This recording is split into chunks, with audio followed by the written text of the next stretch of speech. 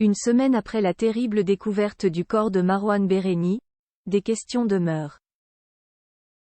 Mais alors que la piste du suicide est plus que jamais envisagée, il ne fait aucun doute pour certains que l'acteur aurait pu se raviser s'il avait été au courant d'une information de taille. La suite après la publicité. Après plusieurs jours d'attente, et malgré de fortes probabilités, la mort de Marouane Béréni a bien été confirmée dans la soirée de jeudi 19 octobre. Une semaine après la découverte d'un corps dans une maison dans la commune de Corcelles-en-Beaujolais, dans le Rhône, l'autopsie a révélé qu'il s'agissait bien de celui de l'acteur de Plus belle la vie. Ce dernier était recherché depuis plus de 2 mois, après avoir possiblement causé un accident de voiture. Marouane Béréni aurait en effet été au volant de son 4x4 lorsqu'une femme prénommée Sandra a été percutée.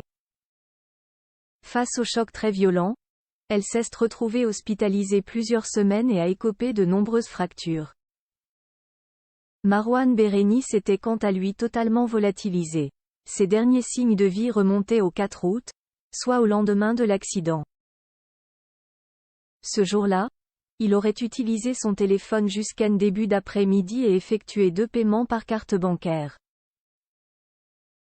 Après plus rien. Un couple avait néanmoins affirmé aux Parisiens l'avoir aperçu, l'air fatigué, errant dans les vignes. C'est finalement le 12 octobre dernier que son cadavre a été retrouvé.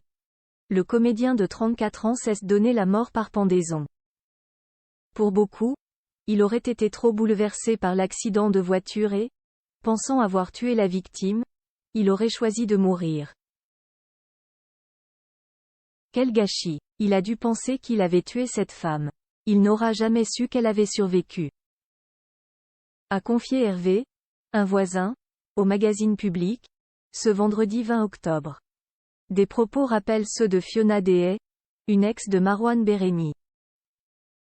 Dans Touche pas à mon poste, elle avait partagé ces informations sur le dernier appel que le jeune homme aurait reçu le lendemain de l'accident, à 13h38 exactement.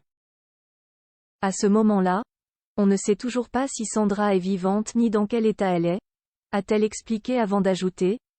Je sais quoi 13h38, il dit. La seule chose qui me reste à faire est de partir. Ce sont des choses qui m'ont été répétées. Auparavant, c'est Nathalie Marquet qui faisait des révélations troublantes. La veuve de Jean-Pierre Pernaut a vu pour la dernière fois Marouane au mois de juillet et ensemble, ils avaient évoqué l'affaire Pierre Palmade. Le comédien avait fini par lâcher. Moi, je ne supporterais pas si je renversais quelqu'un. Après, je ne pourrais pas vivre et je me foutrais en l'air.